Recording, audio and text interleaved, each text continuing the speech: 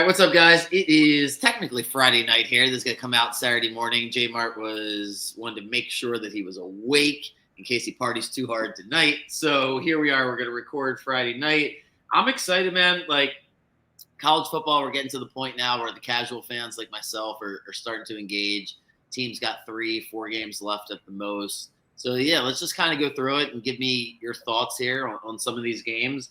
Let's start. We'll kind of go in order with time. The noon games, kind of heavy on the noon games with the big teams this week. Ohio State's a gigantic favorite against Purdue, and I don't know how much time we need to spend on this, but does Purdue keep it close? Is this a game that we got to think about, or is Ohio State just blow them out? Purdue's kept it close with like Illinois. I remember they went to overtime, lost because they went for a 2-point conversion, one of those situations. I don't think that happens against Ohio State. Ohio State's rolling, beat Penn State at least somewhat comfortably. I expect them to just kind of keep going against Purdue. I was saying, as I was in the middle of asking you that, I glanced at them. I'm like, all right, it's their 38-point favorite, so that was a silly question. Ohio State should probably kill them. Miami, though, is only 10-point favorite. They're at Georgia Tech. That's a noon game. I know you're knowledgeable about the Yellow Jackets down there. That's that campus, like right in Atlanta, like right. Yeah, it's literally in Atlanta. It's right next to Georgia State, right in Midtown. It's in there, yeah. So Georgia Tech had the big win over Florida State that now basically doesn't count. That's pretty much all I know about them. They're sitting at 5-4. Talk to me about their chances here against. Is it the best offensive in college football? I don't know. Statistically, they look pretty damn good with Cam Ward in Miami. So what's your take on this game? Look, this is one of those games that could stay close early on because Miami has been pretty shaky early on. They've had to come back for like the last 3-4 weeks now. I could see a world where Georgia Tech's able to stay in it early on. They run a funky offense, a lot of RPOs, a lot of stuff based off the quarterback's reads. I'm not sure if they have their first string right now. I know they've had a lot of injuries at running back and quarterback. I don't think that will matter too much because I think they're able to stay in the game until halftime. But again, Miami probably is the best offense in college football. Cam Ward might be the best player in college football right now. I mean, they probably should win. I could see this game being one of those that Georgia Tech can like sneaky cover just because of how Miami's been playing, having to come from behind a lot. Is there a home fielded environment for Georgia Tech? They get a nice crowd down there? Their fans are really loud. They're really proud. The fans that they do have, they'll show out. And I mean, the fans that they do have. That's the issue is every time I know about their home games, it's interstate against Georgia, and Georgia kind of floods the stadium. Right. I think there'll be some impact, but I don't think it'll really be like a game-changing kind of impact. It really shouldn't be too much of a line mover at all. I'm excited to see Miami. I got a vivid memory. It was about 3 weeks ago or so when they came back against California, that late game. So I'm looking forward to seeing how they look. And then Texas is playing at noon. Texas is playing Florida. Last time we saw Texas, because they didn't play last week, right? No, they didn't. Yeah. So last time we saw them, they rolled by Georgia. Absolutely rolled. Big favorites, 21.5 points. But Florida kept it close. I know they don't have their quarterback, but is Texas killing? Oh, he's back. Yeah. I think there are rumors that Lagway is going to play, which is interesting. If he plays, the line sounds like he might not be because it's a pretty high line. Like even at Texas, it's still kind of ridiculous. I don't think they know yet. If he does play, they could maybe cover. If he doesn't, they absolutely won't because their backup option is really not that good. Is Florida's defense any good? Because you guys didn't score much last week. Not particularly. It's when your quarterback's throwing 3 picks a game, it makes it a lot easier for defenses to look a lot better than they actually are. I expect, Texas should be able to move the ball. I think Georgia ran the ball pretty well against them, and Texas has a really good 2-back running attack. I expect them to move it pretty easily. So the biggest surprise has to be Indiana. They're featured now 3:30. The 3:30 game, they get Michigan. Talk to me about this Indiana team and Michigan. Do they have a chance? Because you look, that wasn't on my bingo card that Indiana would be 14-point favorites against Michigan. They have to be 14-point favorites for a reason. Thoughts? I mean, they run a great offense. Their coach wins games. He said it before the season. He does do it. This is a sketchy game for Indiana, though, because this is one of those matchups where you have a team full of seasoned guys that have won together. At least a couple of them have for a couple of years. The veterans on that team know how to win. Indiana's full of a lot of guys that have not been in this kind of position before. Every game that happens will be harder and harder for Indiana to win because the pressure will get heavier and heavier on their shoulders. This is a sneaky trap game, but I do think Indiana probably can still win it. But it is one of those that I could see somehow becoming like a one-possession game. Yeah, if it got really tight at the end, Indiana might get a little nervous. But yeah, they're on the track right now. They win 2 out of their last 3. It's what Michigan's what I was talking about this morning with Jack. They get Ohio State and Purdue. So if they win this game, they can afford to lose to Ohio State as long as they beat Purdue, and they're going to find themselves in the tournament, which is exactly why they created this 12 playoff tournament. So folks in Indiana can get in. But seriously, that's why they did it. I get it. Makes sense. All right, your Bulldogs are playing Ole Miss. Georgia, I figured they'd be 4-point favorites. They're 1.5-point favorites. Ole Miss was preseason darling, but then they played horrible against Kentucky. They have 2 losses. Georgia's got 1. It is a must-win game for Ole Miss. Is that a fair way of saying it? Yeah, absolutely. It's must win. The SEC has a lot of teams right there up at the top. Ole Miss can't afford another SEC loss here. You could argue the same thing for Georgia, but I think Georgia's able to afford 2 losses to 2 higher level teams. But both teams need to come out and treat this like a must win game because it really could be for both sides. Yeah, last time Georgia played, so you didn't tell everybody to bet them last week against Florida. But the week before you were like, is it okay if I'm like, yeah, if you love Georgia, man, go for it. And they destroyed Texas. What's your level of confidence this week as they head to Ole Miss? Georgia played Mississippi last year, and it was at home, but they handled them really easily. Jackson Dart did not look good. Jackson Dart looked flustered. This is a trend with Georgia against really good quarterbacks. They're able to fluster them. They're able to make them really uncomfortable. It's one thing Kirby Smart's phenomenal at is throwing looks at the quarterbacks that really mess with them at like a psychological level. If Georgia's able to do that and get in his head again, and it seems like they've been able to do it in the past, no reason to assume that will change, it'll be hard for Ole Miss to move the ball. It being in Oxford is really tough, but Georgia was able to go to Austin. They're able to get the win there. I think that they're a seasoned enough team to come out and win it. The X factor, though, will always be Carson Beck. It comes down to if Carson Beck's efficient. If he's able to make the passes, if he doesn't make the mistakes, Georgia wins no matter what. Where's Ole Miss's roster, like, compared to Georgia? Kiffin's been there for a few years, like, in the trenches, on the perimeter. Does Georgia have a significant advantage, or is Ole Miss caught up? Ole Miss's O-line probably isn't good enough to contain Georgia's, especially their edge rushers this year. Georgia's been incredible off the edge. I think they can kind of exploit Ole Miss a little bit there. The other side to that is that Ole Miss has receivers for days, and Georgia's been getting caught out in coverage a lot this year. And that is a mismatch that Ole Miss could try and benefit from. But there was kind of the same stuff said going into the Texas game, and that didn't really end up mattering because of the disparity at O-line to D-line. I think you could see something similar to that here. Ole Miss is going to feel like they can win this game. I think that's exactly how Georgia wants them to feel. This is the kind of game that I can pretty comfortably see Georgia winning. We shall see. So that's a 3:30 game. Iowa State, they're playing Kansas. That one's also 3:30, as well as Clemson, Virginia Tech. And then Army's still undefeated somehow. They're playing North Texas. Any of those three, all 3 of those games are on the road, all at 3:30. Iowa State at Kansas, Clemson at Virginia Tech, Army at North Texas. I just know college football, looking at these numbers, there's no way all 3 of those favorites are going to win. Any thoughts on those, or should I move on to Colorado, Texas Tech? Kansas has quarterback talent to stay in games. That is a game that they could kind of win. And Virginia Tech, same situation, quarterback talent that could keep them in a game. Army should beat North Texas, but I do think that there is a world where Clemson or Ohio State, if not both of them, do kind of stumble right here. And then where are we at with Texas Tech? Because I'm ready to bet. I've been waiting patiently, and now I think this is the time. They're feeling themselves here in Colorado. They're 4.5-point favorites on the road. Texas Tech's a really tough place to play, especially Colorado's not used to playing there. They're back in the Big 12. Can you point me in the direction where I can take Texas Tech, or what are your thoughts here? The only way I could is through saying that they are the home team and they're the underdogs, and that's about all. That much better than them? I think Colorado on their day can be basic. I think there may be 3 to 5 teams in college football that Colorado can't beat when they're playing their best football. Wow. And they have momentum on their side still. I mean, that's the big thing with Colorado is they've just been rolling. It's good vibes right now. That was the issue last year is they kind of stumbled and then the vibes just went completely down and just bottomed out.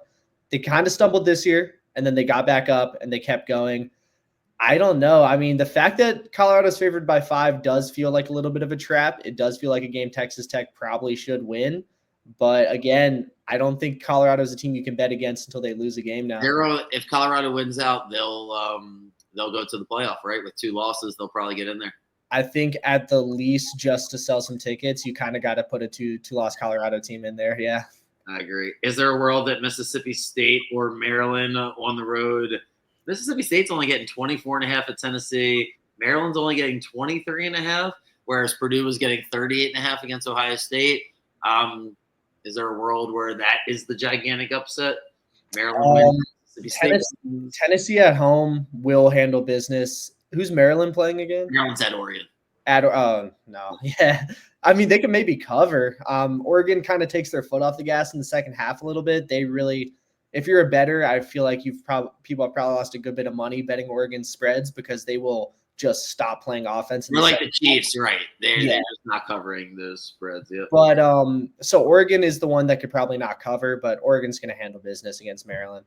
We'll end with LSU, Alabama, but the last one that's a surprise, I guess, if Indiana's not the biggest surprise, BYU would be. They're at Utah. Utah doesn't have their quarterback. I lost $100 because somehow I don't know what I was thinking, but I just checked that I had Utah to win the playoff thing. I think my logic was they'll get in and then I'll have one team, but they suck. They don't have their quarterback. But BYU's only favored by 3. Is BYU really good? They're the ninth team in the country, 8-0. Any thoughts on that one? I love BYU this year. I think they're so fun to watch. Their quarterback, I love their quarterback. He's just an entertaining guy. BYU is the first Jewish quarterback I think at BYU ever. I didn't know. I'm Jewish. Yeah. Blues Jewish start every time. Wait a second. There's a Jewish quarterback at BYU? Yeah, that's the best part of that team this year. How did that let's not – no one wants to hear my opinion here on religion today, but what is going on? I didn't know that was even a thing. I didn't know it was even possible, but here we are. You would have told me that ahead of time. That's great. Yep. How Jewish quarterback Jake Retzlaff. Okay. Yeah. That'll give me something to do here when we're finished. So he is the undefeated quarterback for BYU. Yeah. And they have a great defense too. The line being that low is kind of ridiculous, if I'm being honest. In-state rivalry game shouldn't be too big of a home to road difference. I think BYU can cover that game. They're my sneaky favorite team this year. I wish I'd pick them to. Dude, it's ridiculous. He's the only. Okay, you're underselling me. First of all, he's the only starting quarterback of Jewish faith in the entire college. So basically, the only way you can get on the field as a Jewish quarterback is to go to BYU. Is that what I'm reading? That sentence makes literally no sense. That's hilarious. That is wow. He won the job in the fall. This is his first year as the starting quarterback. So, okay, this is honestly a perfect example of what happens when there's just too much information. Because I cannot believe I didn't know that. You would have felt like that would have came through my algorithm, or whoever's doing my algorithm's not doing a good enough job. Anyway, okay, so BYU at Utah. I forgot what you even said. Do we like BYU or not? I think BYU covers. It's at the end of the day, it's an in-state matchup. Home to road shouldn't be too impacted by it. BYU's a great team, strong defense. It's my favorite rivalry for basketball. They're always great games, BYU, Utah, and it's always on late at night when it's cold outside. I always find myself watching. Football, I'm not as familiar. BYU, I guess, is better than Utah this year. And, yeah, I got something to research. So, all right, let's end with Alabama LSU, which is always the best game. At least the top 3 game every single year. And this year it just does not have the juice, except that it's an elimination game, right? Whoever loses is out. Break it down for us. Who do you like? I know you don't like either of these teams. So who do you think is going to win, I should say? It's hard to decide. I've been thinking about this game all week because I really don't know who wins it. It's in LSU, we should tell people. So it's basically an even spread. Is that right? Yeah, I'd assume they're maybe giving LSU 1.5 because these teams are really balanced. LSU, I like Garrett Nussmeier as a quarterback to watch because he just slings the ball. It's kind of that Brett Favre vibe of just throw the ball. Just you throw a couple picks a game, who cares because you're throwing the ball for 350 yards. He's fun to watch. They're a fun team to watch, but at the end of the day, it's Brian Kelly. It's going to be prime time. We know what happens with Brian Kelly in prime time. He always finds a way to lose them. Alabama, on the other end, though, Jalen Milroe has been incredibly inefficient recently. It's not been working for them on offense. They've stayed in the game against teams that they just shouldn't have stayed in the game with. Almost like Saban knew it was time to get out of there. Is the talent not there? Or do you think it's more of the coach? A lot of the talent left, I will say that, but it's more that, yeah, the talent's just, this isn't your typical Alabama team. The expectation shouldn't be this is a team that's going to win a natty. It's not, they're not one of those teams. As an Alabama fan, be happy if you make the semifinals of the playoffs, because that is kind of where we're at as a team. You beat Georgia, you did. You got to like temper expectations a little bit with this team. That being said, LSU kind of does too, because this team just isn't really going to, they could also maybe make the playoffs, but again, kind of semifinal ceilings for both of these guys. Yeah. I think it's going to come down to whichever quarterback just has a better game.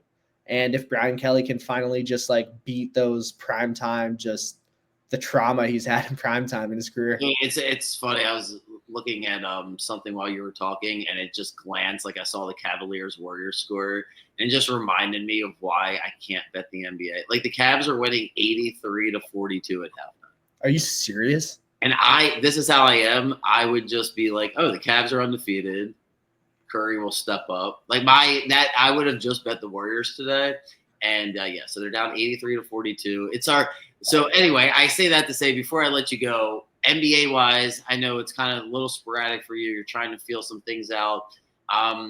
Where are you at right now with your confidence level on these player props? What should people expect over the next few weeks? Do you need to see some more things playing out? What exactly is going to be your strategy here for the NBA? So I'm thinking for the NBA, I was messing around with betting like 3 to 5 props a day. I'm probably going to lean to 1 to 2. Maybe at least like a play of the day kind of thing, like a play I feel really confident about. I've just been having a lot of issues pairing them for like parlays and stuff. It's been kind of screwing with me. It's been a lot of, if I go 2 and 2 in a day, it'll be that I paired one win with a loss. It's been kind of messing with my mind a little bit, to be honest. But NBA, I'm starting to feel a little more confident. I'm starting to understand what I need to be looking for. Starting to recognize the trends with teams, what teams to bet against. Like Rockets guards are opposing teams playing the Rockets, specifically the guards, typically do well. Guards against the Celtics. I'm finding those little strategies that I like. Typically, I feel like I do best November, December betting basketball because that's when you can kind of trust them to play to what you project them a little more. I was just gonna say it's usually like, especially now with the plan, everyone plays. It's after the All-Star break is when you have to guess who went to the strip clubs and who's ready to play. But it feels like the first couple of months, they got to make the All-Star game. That's where you get all these bonuses. And now with the play-in tournament, we should see some high-level play. So, all right, cool. We'll be on the lookout for more of your bets. I'd honestly rather people be like, I don't want to subscribe after the football season than me stick around and like ruin my reputation by trying to not like my reputation here is like a 90% handicapper, but the NBA, I just can't do it. I'm going to dive into a little bit of the college basketball. It's just a lot. And I really believe that, just because I have the platform just to give out picks,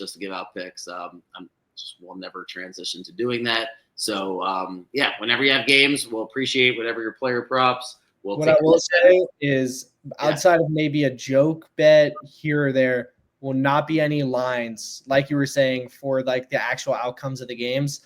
It's been a really weird year. I think it's just going to be a year full of parity in the NBA. Be careful if you're betting on the lines because you don't really know what's going to happen. The Bucks are like 2-7 right now. It's a really weird year for the NBA. It's going to take a while to figure out who the actually good teams are. It may even take until the All-Star break to actually know who the actual competent teams are. It's dangerous out there. There might be some money, but for me, I'm going to stay away from it because simply put, again, the Cavs should not be beating the Warriors by 40 at half, really ever. I was going to say, it's like the people that are plugged in, the certain teams, if you want to follow it the way I tried to follow with baseball, I did that experience with the Padres. And frankly, I think I was 39-40. I was like, you know what? I'm not doing that with the NBA. So I will sit back and watch and observe. I'm going to try to bring in some different people, though, that do bet on the NBA so you guys can hear some different perspectives. Not going to just bring people on to give out their picks, but some different trends and some things to look at. So I look forward to doing that over the next couple of months. And yeah, I'll see you guys Sunday. Break down all the games. Good luck tomorrow since we're recording this on Friday, but good luck to everybody with your college football bets. I'll see you in the morning. Thanks for doing this tonight, JMart. Appreciate you. Of course, man. Safe night. Be safe, man. Everybody have a good night. I'll see you guys, Sunday morning. I see you.